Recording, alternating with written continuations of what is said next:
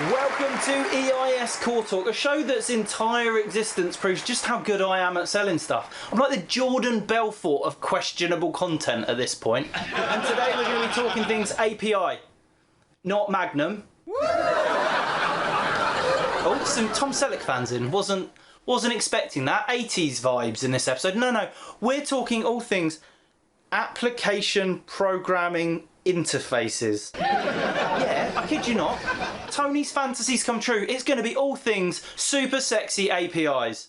Now, if you thought JSON was the villain in Friday the 13th, you're about to have your mind blown wider open than a RESTful API.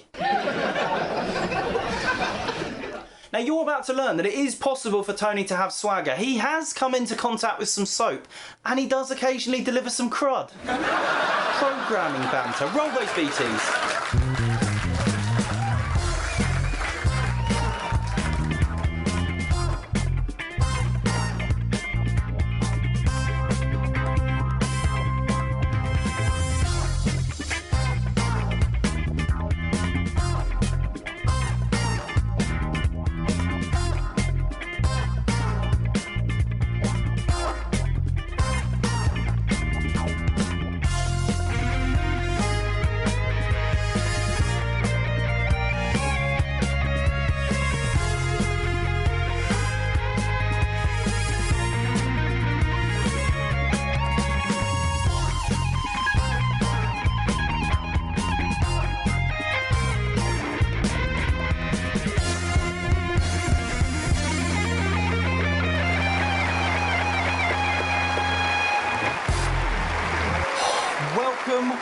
Welcome. Yeah, so APIs are the order of the day today, which are described as a middleman when two parties can't communicate with one another. A bit like when you get stuck in the middle of your parents' divorce when you're a child. Yeah. Anyway, before things take a dark turn, let's get some guests out, shall we? She joins us all the way from Tampa, Florida, where she founded full-stack consulting firm GoGiles. She's trying to bring humanity back to insurtech. It's Margeaux Giles. Thanks for having me on, guys. Very excited to be here today. And on account of contractual obligations that I'm told there are absolutely no way out of. Unfortunately, I'm joined by my co-host, Tony Grosso. Now, Margeaux, the first thing I need to ask you about is, when I was doing research for this episode, yeah, I do research, honestly. Anyway, when I was doing that, it said on your LinkedIn profile that you talk passionately with hands. Now, I'm quite literal. In my head, that looks something like, "Hello, my little petit pois. You look beautiful tonight." No, it talks passionately with the use of my hands. Don't worry, you'll see. Yeah. Now you say it like that, that makes a lot more sense. I did think it was a bit weird, to be honest. Speaking of weird, yeah, we've got our house band with us tonight, Raspberry Pi, and they've got something of a bit of a treat for everyone. Ooh, we've got another surprise, Ed? Yeah, I mean, it's not really a surprise, Tony, because you paid the invoice for it and said what you wanted the song to be, but for artistic purposes for this episode, yeah, here's a surprise for you, Tony.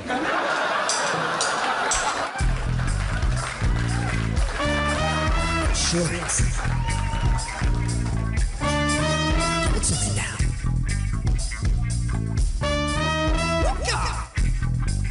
Man! Super sexy APIs, yeah. Interfacing every night. Make connections with your baby. You know you're my real-time lady. Super sexy APIs, yeah. Make connections every night. Make connections with your baby. You know you're my real-time lady. Make connections in real time. Feels so good, we do it every night. Hit me!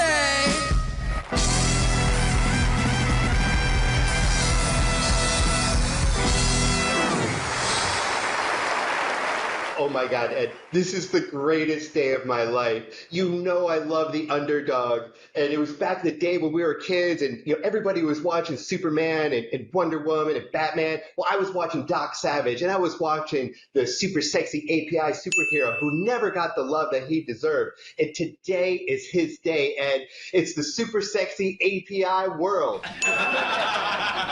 I'm pretty sure there wasn't a super sexy API man in the Avengers, Tony. Are you feeling all right? Ed, come on. He was the best character. He was always in the back, though. They never gave him love until today. And you know what, Ed? Forget this whole insurance thing. I'm leaving. I'm going to join the band. Hey, Raspberry Pi, can I join the band with you? I'm going on tour. No. Absolutely not. Ed? Ed, can we cut this footage? This could be my chance to actually get rid of him. Ed? Ed? Yeah, we'll do that, Tony. Anyway, we've dilly-dallied quite enough. Let's move on, and I'm going to mix things up a little bit, folks, today. Yeah, we're going to make things just a bit different, just to keep the guests on their toes. And we've got a question from you at home. Yeah, not you, don't panic. I'm not about to cut to you on your sofa in your pants. It's from someone at home. She is a friend of the show. She is the queen of CoreTalk. It is the wonderful Lisa Wardlaw, and she asks Tony, and I quote, APIs are just table stakes. What's next? And you know we love us some Lisa on CoreTalk. She is always pushing the edge.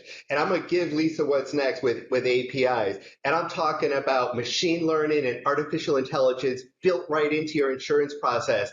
Like when you have machine learning and it's giving you cues based off of the data you're entering, and the work gets routed in real time based off of the cues from the machine learning. That can only be accomplished with super sexy API. And Margeaux, you've previously suggested that you think we've overshot what should and shouldn't be automated at this point, and in turn kind of lost a bit of humanity. Yeah, there's always a desire once you get a new tech to utilize it everywhere that you can. It's kind of like a new toy. But just because you can doesn't mean that you should. And there is such thing as too much automation. It can leave employees and clients with a rigid robotic kind of experience. And insurance is inherently relationship based, and it's a promise to compensate on a later date. And so it's incredibly personal. It can be emotional. And companies really need to be cautious here. You know, Margeaux, it reminds me of years ago when I was in an innovation program like a decade ago, and chatbots and all that was just starting to come out. And everybody thought that it'd be great to do a first notice of loss in a chatbot. But, that's really when you want to talk to somebody. That's really when you need a human connection. And, because of efficiency, they're pushing people to this digital channel that wasn't really quite good back then, and it really destroyed that human interaction when it mattered most. Tony, is there such a thing in your book as too much automation? Ed, I don't know. But you know what? I know some really smart people, and how about we phone another friend of CoreTalk, Emma Rolla? She loves this topic. I mean, this isn't Who Wants to Be a Millionaire, and I'm not Regis, but... Oh, he's doing it. He's doing it anyway. Emma? Hello? Hold on 1 second, okay? Just 1 second. Hey guys, what's up? Hey, Emma? Can you help me out here? Ed's asking me some really tough questions and, about the humanity of insurance, and you were the first person I wanted to call. The question is, has automation gone too far? And if so, what is that line? Well, I mean, I'm not really camera ready. Would have been good to have a little bit of heads up about the fact that we were going to be talking for CoreTalk. Okay, well, I guess when it comes to automation and where do we draw the line of how far is too far, there's really two components that I think are pretty important when it comes to that. So number one is making sure that if you're automating, you're not just doing it in this like mindset of automate to automate because I've been told that I should. You really need to make sure that you're automating with a vision, because otherwise you're going to go too far in the direction of these one point automations, and you're going to end up with this big pile of spaghetti code that has built up all of this technical debt for your organization over time. So you want to make sure that anytime that you're automating, you're doing it with a clear vision and business objectives behind it, so you don't go too far in the wrong direction. And I guess the other area that I'm really passionate about is people-driven change and making sure that you're thinking about both your customers and your employees through that journey. And so when you take a look at automating and when you've gone too far, I think another indication is when you don't have an area where you don't have a spot for your customers or your employees to manage exceptions or opt out of the process. So think about, as a customer, how upset you are when you call into a customer support line and there's no way for you to get a person, or when you're online and you can tell that you're talking to a bot and not a real person and you just want to talk to a person. So make sure when you're automating that you don't go so far in the direction of automation that you forget about the people at the center of the process. I hope that helps you guys. I'm gonna finish getting ready for the day. Next time, give me a heads up if you want me to be on the show. I'll talk to you guys later. See, Ed, who's better than ever?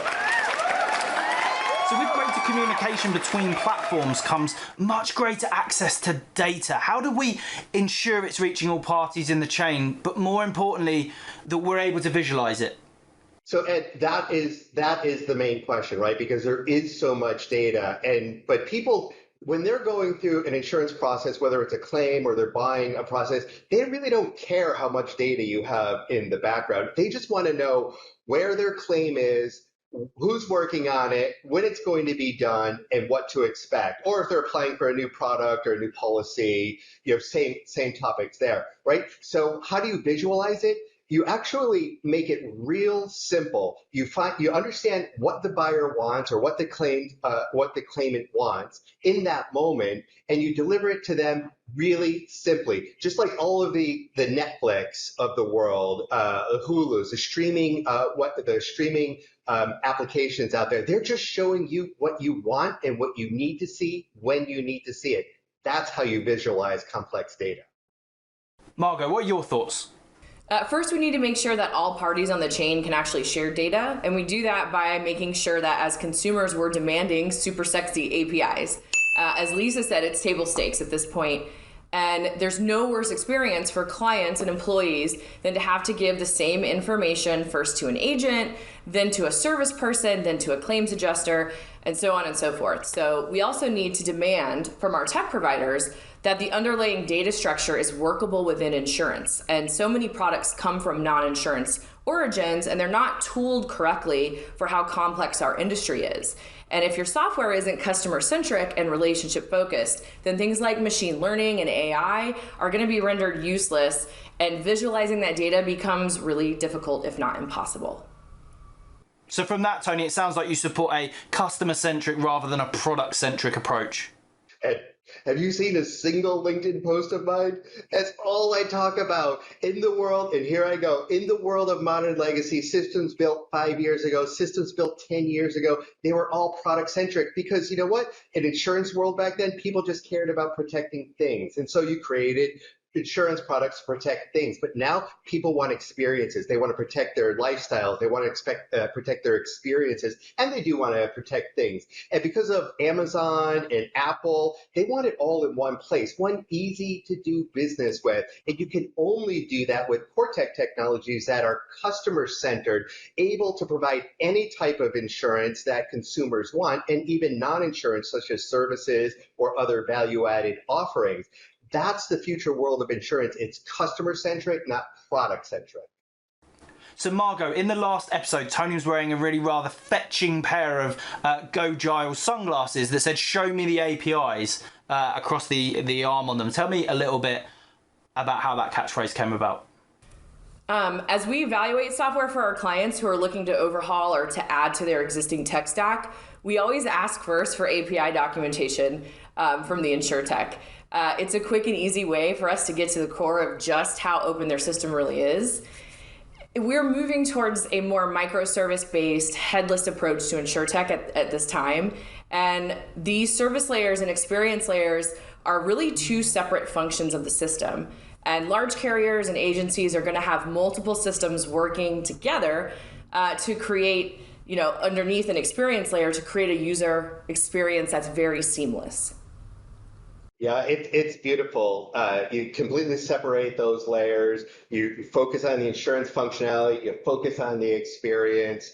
Everybody's winning in that paradigm, and that's headless, and it's only possible through super sexy API. Tony, are you on some kind of commission with those t-shirts? I've seen people shill cryptocurrency on Twitter less than you do with that. Now, actually, I've got an idea. I've got a challenge. What if we packaged some super sexy API t-shirts with some show me the API sunglasses, yeah, and gave them away to the CoreTalk audience? Challenge accepted. I mean, it was kind of a joke, but it's like a band all over it. I said it now. So if you want some API themed swag with a super sexy APIs t-shirt and some show me your API sunglasses, just in time for winter, in fact, yeah. Then visit eisgroup.com/show me your APIs and you'll find out all about how you can do it. Anyway, on to the next question. So, another thing I've heard you mention quite a lot, Tony, in relation to the effectiveness of APIs is the impact on headless commerce. Talk to me about that a little bit. Oh, and this is going to be my new passion for season 2. It's all about the headless commerce. And headless commerce is a design pattern, whereas you completely separate your customer experience from your insurance application layer. And what does this allow you to do? Well, it allows you to build custom experiences for your customer, for each persona, and you can simply call the functions and the services of the insurance application. Call the get a quote API, call the create an FNOL API, or call the bill payment API. But it allows you to completely separate that so that, and it does two things. It allows you to have a common it allows you to have an experience tailored for each individual or each persona on each device. So whether it's a phone or whether it's a tablet, a voice prompted system, or just embedded in somebody else's insurance system, but it's all calling the same logic from the insurance application. And so when you completely separate that, you could really start to deliver amazing customer experiences that people will love. And that's going to be the future of insurance technology. That's CoreTalk technology, and that's going to be my rant in season 2. So Margeaux, one of the words that gets used time and time again within insurance is innovation. Do you think there's enough in the insurance industry? Innovation is everywhere. I think it's truly signaling the death of legacy tech and the rise of new ways to solve these age-old problems in insurance. So may the best tech win. Now, Margeaux, we've often heard about the disintermediation of brokers, of insurance agents, but it strikes me that rumours of their death have been vastly exaggerated. Yeah, agents are not going anywhere. Our softwares and our technologies need to kind of recognize that fact. And we all saw just how expensive the average cost of customer acquisition was when we had this sort of direct-to-consumer rush and then subsequent fail. The majority of premium in the US is still written through agents, and that's even more true when we talk about commercial insurance. So we're here to stay. Tony, why do you think brokers have survived so many assassination attempts? I mean, they're in the market, Ed. They are in there talking to people in their community about what the people in that community want. I mean, direct to consumer is fantastic, but you know what? Let's face it. The technology is expensive, especially when you try to layer it into these modern legacy systems that weren't built for that. So the technology layer is really complex, really expensive. The advertising costs are much higher than anybody's ever anticipated. And there's a little war going on of who can advertise the most into these direct-to-consumer channels. And there you have the agent who has been in that community since the day one. They know their customers. They know what they want and what they need. They just need a partner in insurance to help them be more efficient so they can give it to them. It's almost like the Jerry Maguire movie, help me, help you. That's what an agent needs. Well, thank you very much. Unfortunately, Tony's CGI budget's run out for this episode, but if you enjoyed what you saw here and you want to see previous episodes or future episodes, please go to eisgroup.com/CoreTalk where you can check them out. Also, do not forget, earlier in the episode we said go to eisgroup.com/showmeyourapis where you can get a super sexy APIs t-shirt and a Show Me Your API sunglasses so you too can look like Tony Grosso on the weekends. But for now, I'm off to go and talk passionately with my hands. Oh, that sounded way worse out loud. See you on the next one.